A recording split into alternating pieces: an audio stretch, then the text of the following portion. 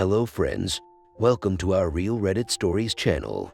Today's story comes from prorevenge. Our first story comes from Technogrind. But I didn't retire. My friend Sandy worked at a travel agency in British Columbia, Canada. It was a small, owner-operated business with the owner and 3 employees including my friend.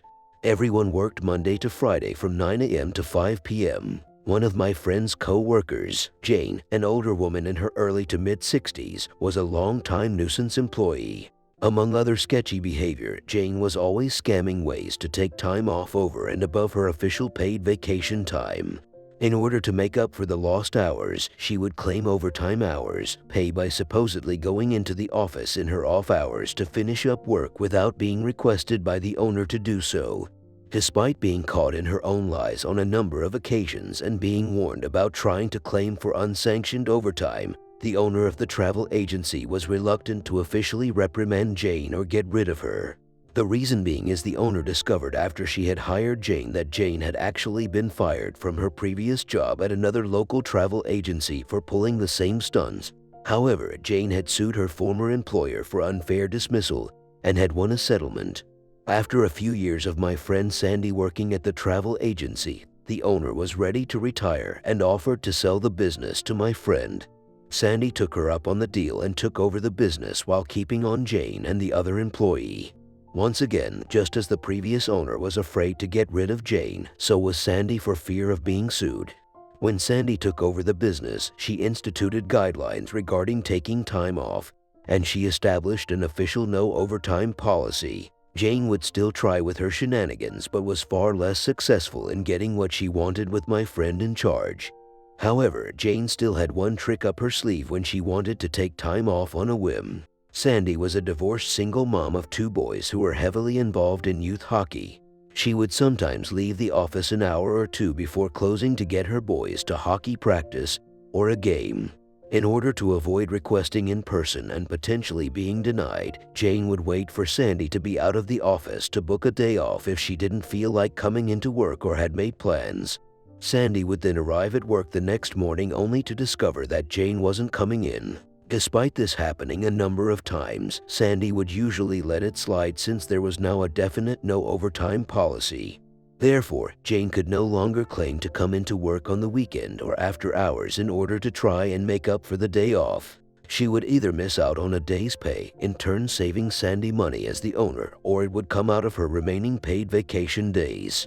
Moreover, 2 people in the office at one time could usually handle everything. Jane not coming in was really a no-loss situation for Sandy.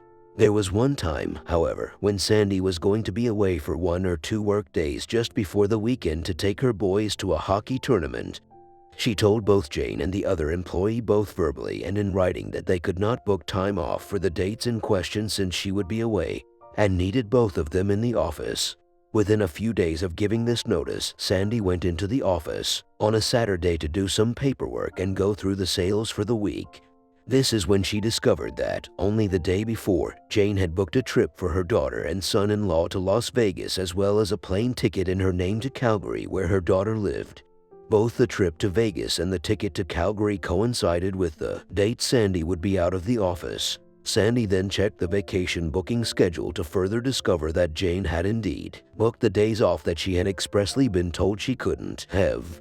Not mentioning she had discovered the travel Jane had booked for herself and her daughter. Sandy emailed Jane telling her she would have to deny her the days off since she had already been told they were unavailable because she would be away and needed Jane in the office. Through a continued series of email exchanges, Jane replied and outright lied to Sandy with some excuse about her daughter getting some long-awaited medical treatment or surgery, and she needed to go to Calgary to help out for a few days and look after her granddaughter. Sandy replied to this lie by telling Jane she knew about the trip she had booked to Vegas for her daughter and son-in-law, that Jane's trip to Calgary was most likely to babysit her granddaughter while her daughter was in Vegas, and that she would still have to deny Jane the days off especially since she booked them after being told they were unavailable. Jane countered in her subsequent reply, without even addressing the fact that she had been caught in a lie, that she had been a dedicated employee of the travel agency for several years and couldn't understand why she was being treated so unfairly after all she had done for the business. She then wrote that since she wasn't being treated as a valued employee, she had no choice but to retire and was giving her 2-week notice. Despite Jane's threat, Sandy replied that she would still be unable to grant her the days off and left it at that without making any mention of Jane's threat to retire. Sandy then contacted her accountant, who also acted as her de facto business advisor, and explained what had happened with Jane. Also aware of Jane's previous shenanigans, Sandy's accountant told her that this was the out she had been looking for with Jane, and she had it all in writing.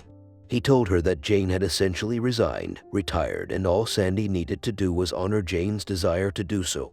Let her finish out her 2 weeks, or pay her 2 weeks' wages in lieu with no further severance pay legally required since she hadn't been fired.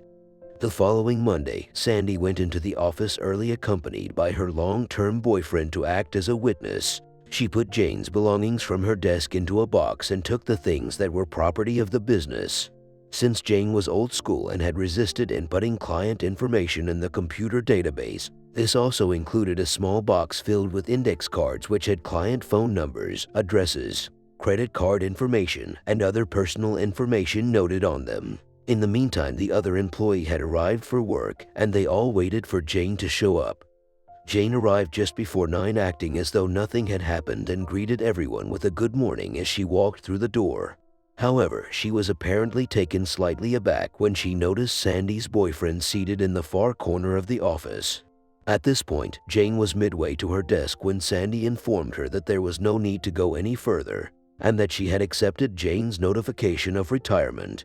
She then handed Jane a check compensating her for the hours she had worked in the current pay period, as well as 2-week wages in lieu of Jane finishing out her final 2 weeks before her retirement. Jane was dumbfounded and went into panic mode. "But I didn't retire. I'm not ready to retire." Sandy responded that indeed she had retired, given her notice, and had proof of it in writing.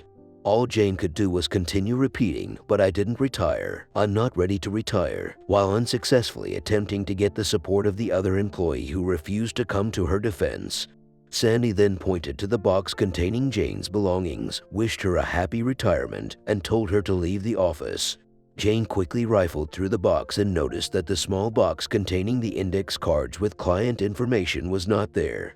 She insisted that Sandy return it to her, which Sandy refused to do, explaining that it was property of the business, contained personal client information, and that she would be in violation of Canadian privacy laws if she were to let Jane take it. Jane's shock had now turned to abstinence, and she refused to leave without the box. Both the other employee and Sandy's boyfriend had started to get involved, repeatedly telling Jane to just leave. Sandy then informed Jane that if she didn't leave, they would have to call the RCMP, at which point, Sandy's boyfriend dialed 911 to inform the dispatcher of a disgruntled former employee at XYZ Travel Agency who was refusing to leave the premises. Within a few minutes, 2 police officers arrived, and Jane immediately ran to the door ranting about being fired and about the missing box of client info. In order to de-escalate the situation, one police officer told Jane to come outside and explain to him her side of the story. The other officer remained in the office to hear Sandy's side of the story, agreeing that Jane was not legally entitled to the box of client info. The other officer then re-entered the business and told Jane to wait outside. He said that Jane was insisting that Sandy was holding on to her personal belongings, namely a box of important information. Both Sandy and the officer who had spoken to her explained the contents of the box to the other officer, who in turn agreed it was not Jane's property. The police officers then picked up the larger box of Jane's personal belongings, took it outside to Jane, and told her she needed to go home. To rub salt in Jane's wounds, the next day, Sandy put up a large sign in the window of the business congratulating Jane on her retirement, and even put a small announcement in the local newspaper doing the same thing. The icing on the piece of revenge cake was Sandy, when filling out the necessary government forms for when an employee quits, gets fired, retires, made sure to check the box labeled retired for the reason for Jane no longer being employed. By doing so, Jane was ineligible to collect unemployment insurance benefits. I hope you guys like the story. If you like, please consider to subscribe this channel. Thank you.